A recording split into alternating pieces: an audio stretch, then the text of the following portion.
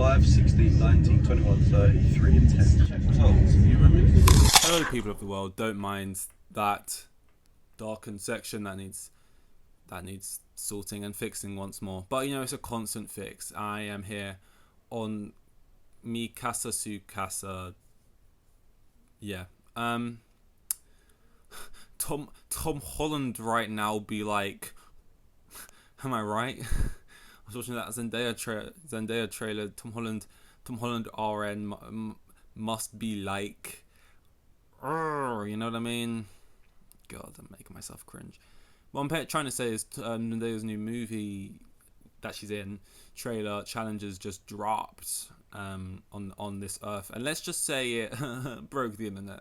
Another phrase that we should just bury as soon as possible.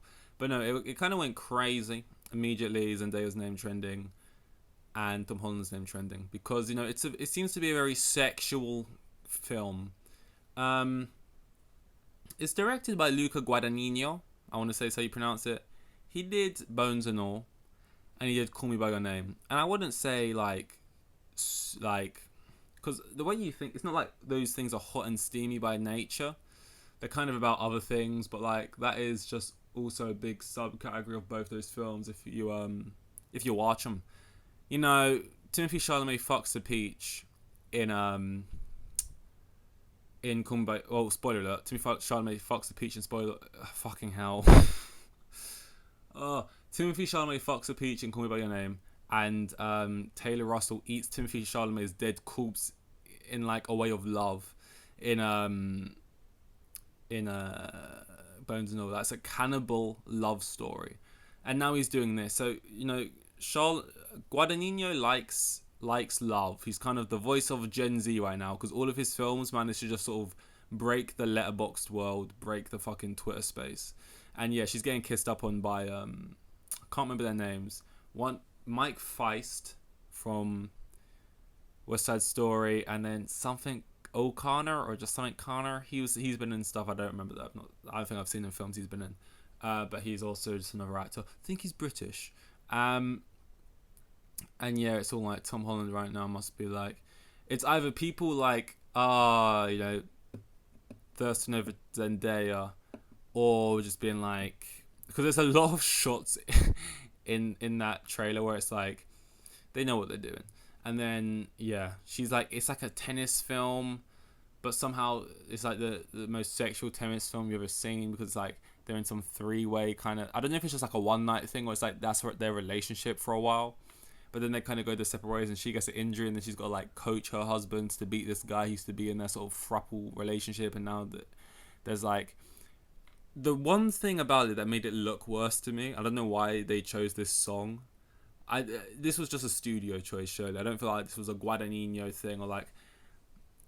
When Zendaya was asked about the film, she said it's fun, sort of something else, and she said it's got a great score. So I'm hoping it does have a great score, and I'm hoping the soundtrack is like good to boot, because the song they went with was sort of like, it's like these movies, they don't like particularly make them for money. It feels like a Guadagnino film, Bones All made like 11 mil or something. I saw it, but it didn't make much. But they're not really made for that. Like, these aren't big box office films. But at the same time, you want to get as many people excited as possible and get bots in seats so they come and see it. So you know, you see both sides. What was the song? It was sticks and stones may break my bones, but whips and chains excite. Come on. And then that really, like, I sound like it's a schnob, but that really cheapened it for me. I feel like first time I watched the trailer, I was like,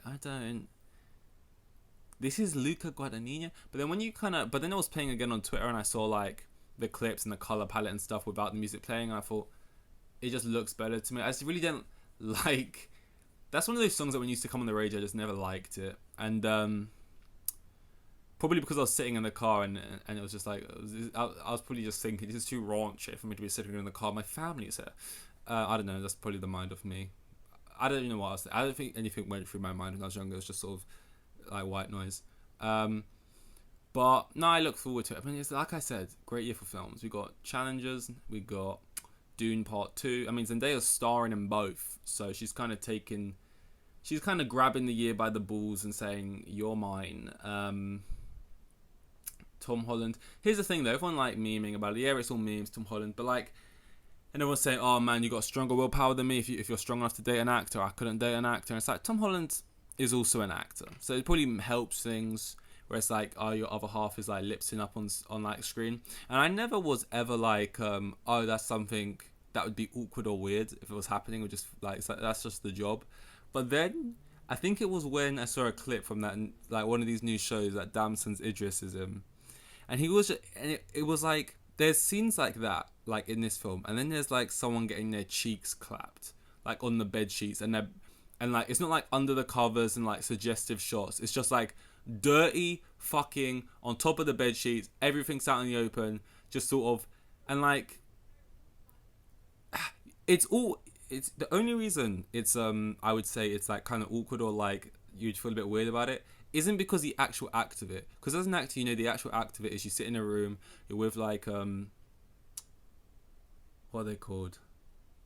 Like intimacy coaches and stuff, and you go for it, and it's like long and whatever, and like they tell you, "You're comfortable with this, we're gonna do this, we're gonna do that." You get on the set, and it's like a bunch of people, and you're probably joking in between sets, and it's like he's wearing like a modesty fitting cap, and then you're going in and out, and they're spraying you with water, so you look more sweaty. And it's like it's probably more just like a long work day type thing. I don't really think it's like it's nothing like that. I think feeling jealous is like a weird sort of ego thing, but it's more just like the thing that would get me is just the Twitter noise, like just being sort of laughed at on Twitter. That's what would probably even I'd be like, this is. I didn't care, but then now all Twitter's making fun of me or whatever. Like, that's kind of awkward. But at the same time, it's just fictional, guys. It's fake. And you know what? If you're Tom Holland, you're like, this is fine. I'm an actor too. I'm telling my agent, next film I'm in, get me in there with, you know, get me in there with next film I want a, I'm trying to think of someone who's like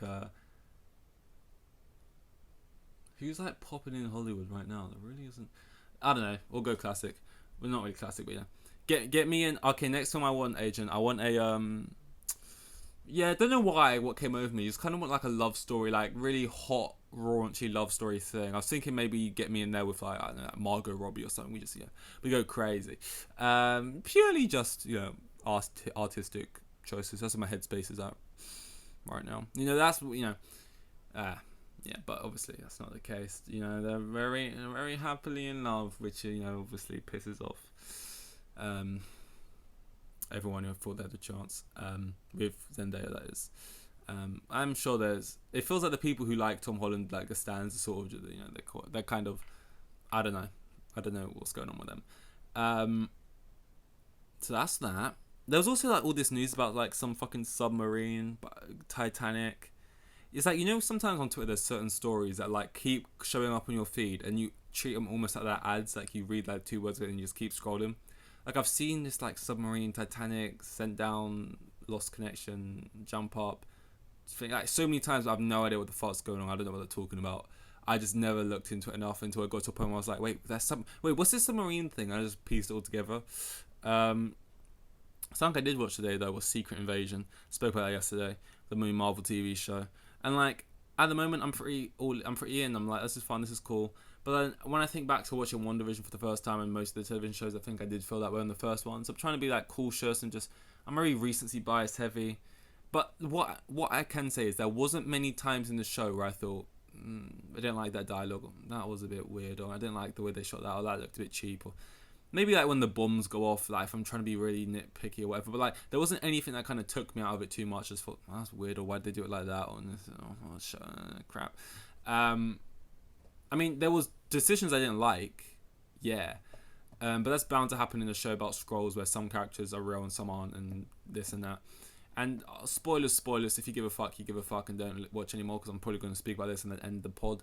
But by the way, this is a pod I didn't really say at the beginning. Pod a day, Doctor Away, 181, I think we're on now, so that's fucking great. But yeah, it's cool in that, but like, I like Martin Freeman way more than I should. I think I spoke about this yesterday, but he's like, I just really like Martin Freeman, and I like Everett Ross, therefore. So like, within the first scene, when he's like dead, You know, and I know it's a Skrull who will still be alive somewhere else. Hopefully he's in Wakanda. Because the thing they don't clarify, right? And they say this person's a Skrull. Like, they can decide, oh, this person's always been a Skrull. The entire time you've known this character, they're a Skrull. Oh my god, that sucks. I hate that. I hope that's not the case. Or it's that they became a Skrull and they took over from the character you once knew at some point. So if he's still in Wakanda somewhere, I'm like, great, nice. If he was just always a Skrull, then I'm just like, well, that's stupid. Because also, if he was always I said this yesterday, but if he was always a Skrull from the very beginning, and that was a plan for that character when they introduced him, that's different. Obviously, that's not the case, which means it's just retconning characters just for the shock value moments, which I don't like, and also I like Everett Ross, so it hurts more. And then the one at the end, again, another character maybe I just like way more than I should, but Maria Hill. Always liked Maria Hill. Robin from How I Met Your Mother. I just always really liked Maria, and it's weird because I the amount of love I have for like Maria Hill and Everett Ross, considering the small amounts of screen time they get, is probably quite weird. Especially Maria Hill, because she gets like probably like even Ross is in like fair amount of Black Panther, a decent amount. And like to be fair, it's quite a cool shot at the end, and it's like sort of ooh, it's not up. It's just something nice about it. Dead woman on the ground, something nice about it, you know. But she gets shot by by a Skrull Nick Fury, and then she like bleeds out and dies and stuff, and it's like there's still a chance she might have been a Skrull and I just didn't change back because I wanted to make it a cool cliffhanger or whatever. I don't know, but it's like I just felt like you don't want to get rid of too much of your cool star power. Like, don't underestimate that level of actor that Martin Freeman and I do know her name. Oh, I do know her name. Fuck, that's gonna piss me off because I haven't got anything here to Google it right now. I was gonna say I don't remember her name, but I actually do. Oh my god, it just came across my brain as well. Oh man, that's gonna kill me. Ah, fuck. Robin from How I Met Your Mother, Maria Hill, her actor. Nah, I can't remember her name. Oh man, I'm gonna Google this. Let's Google it as soon as I'm done, and then I'm gonna repeatedly smash my head against the window until I bleed. Yeah, like they're just really good. It's like you've kind of got rid of like not got rid of. They kind of got bored of playing the characters, wanted to try new things, and or got their stories just came to an end or whatever. With like a lot of your big like superheroes and stuff, but your boots on the ground people, like you still got Samuel L. Jackson, you still got this and that. And it's like, to be fair, Samuel L. Jackson I did see, and whether it's because of money or he actually just has fun doing the roles, he was like, I don't plan to stop anytime soon. If they call me, I'm showing up. Which is like, regardless of if it's just because the paycheck's great or if it's because he just has fun doing it, regardless, it's just kind of refreshing to hear an actor kind of say that about Marvel, because you don't hear that a lot. It's usually like, oh, I really want to get out and just do new things, or this is my last one, or I think I'm coming to the end of the road, or it's like, but he's just been doing it, he's been in it for a long time, and he's just like, yeah, I'll keep showing up, been loyal to me, they pay me well, and I'll keep being there, it's fun. Because I don't know, Samuel L. Jackson is I don't know much about him, but it's very easy to look at him and just be like, maybe he thinks he's better than this, or like he just finds this a bit lame, and now that they had a poor phase 4, he doesn't want to attach himself with it anymore, or whatever it is. But I don't know, it's kind of refreshing to read. But yeah, I don't know, the Maria Hill thing, I was like, oh, it's a cool moment, and I get what they're doing, they're setting stakes, if they're actually killed her for real and stuff. But like Martin Freeman and name I can't remember, sad day. But, you know, from something I saw, apparently episode 2 is even better and stuff. So I look forward to that. I thought they were dropping 2 on the first day for some reason, and they're not. So that hurts my soul. I think they just did that for, you know, like, the special people, you know, the critics and that. But I look forward to it indeed, you know. I'm sick of this sort of one show. I don't like watching shows week to week. I really don't. I just think it's a format we should leave in the past. I don't know, man. I don't know, like, I'm not really a TV person, I'm more of a film person, so maybe that's why I just like to get the whole story out in a sitting. But like, I don't like, I know it's longer than a film. If you add all the episodes together, it's like 6 hours, but and for other shows it'll be like 10, 15. But like, I don't know, man. I just like to watch things at my own pace. I don't want to be like in a story and they tell me, like imagine it's in the cinema, right? And they say, all right, lights on, everyone out. You can come watch the second third of Infinity War next week, and then you can watch the third the week after that. It's just like, what are you? no, you know, and it's just like, it takes me out of it. Like, oh yeah, we get to theorize and stuff, but that's not why we're doing it. Like, shows have been week to week long before Marvel nerds have been theorizing about it on YouTube. And look, they'll do that regardless, but you know, I don't know, man. I just like to watch it. I'm not saying I'd watch all 6 in a row. Maybe I'd watch like 3 today, 3 tomorrow, but I just like to have the option and do it at my own pace and just be restricted in that way, you know. But you know, and I feel like we should just move to the future of doing that, because if you just give all the episodes out at once, I know, yeah, you could be spoiled, but like, don't get used to it then. You know, like, it's very easy not to be spoiled for things. Like, apart from like huge event type movies, it's pretty easy not to get spoiled for things if you just don't want to be spoiled, and you know. But yeah, that's all, guys. That's all. This was 181, I think. I'll see you guys in 182. Here with the kids, and I've got 3 kids, and the geezer was probably on like maximum 20 bags a year. Like the most boring bloke you'll ever meet. Like,